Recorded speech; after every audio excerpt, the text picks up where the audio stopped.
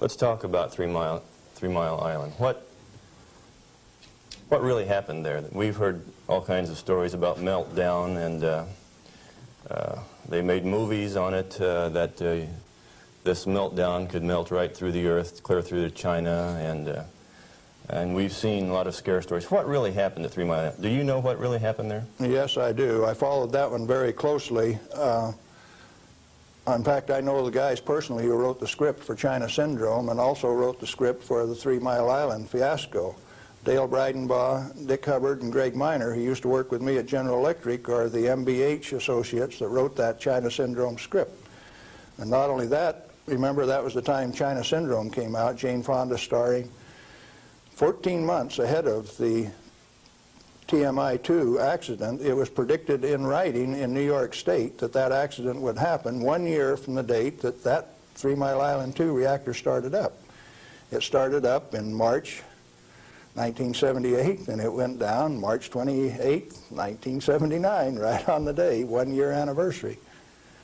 In other words, with 14 months advance notice, the industry still went along with the sham. Nothing happened there except that the owner, the operator, and the regulators conspired to turn it off. What melted? The top of the fuel rods, the third time that the core got uncovered, due to internal pressure, blew the top off some of those rods. They've got Inconel springs in them to keep the pellets, fuel pellets, from vibrating when it's running. Those things are under compression, and when they reduced the outside pressure and the fuel rods were still hot, it blew the top off some of those fuel rods. The fuel rods in TMI-2 are internally pressurized to about 1200 psi with helium gas so that they don't reverse dent when they're hot and running for 5 years. And when they drop the outside pressure, why, that internal pressure with those hot rods blew the side out of some of those rods at the top.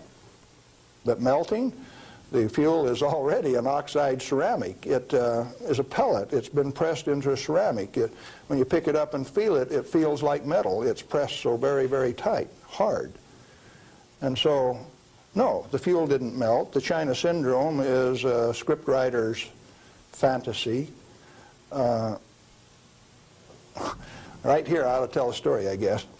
See, I spent 3 weeks on the island in March of 1981, the 2-year anniversary of this particular, quote, accident.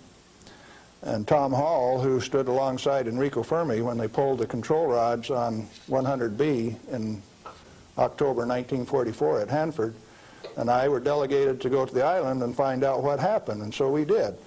We went over all of the records and everything else, and near as we could tell from performance records, 51 thermocouples, for instance,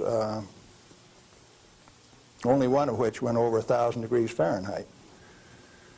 The center line temperature of those rods when they're running is 4,032 degrees Fahrenheit. And so they say things like over 50% of the core was greater than 4,000 degrees. Yes, it was. If it wasn't running at 100% power.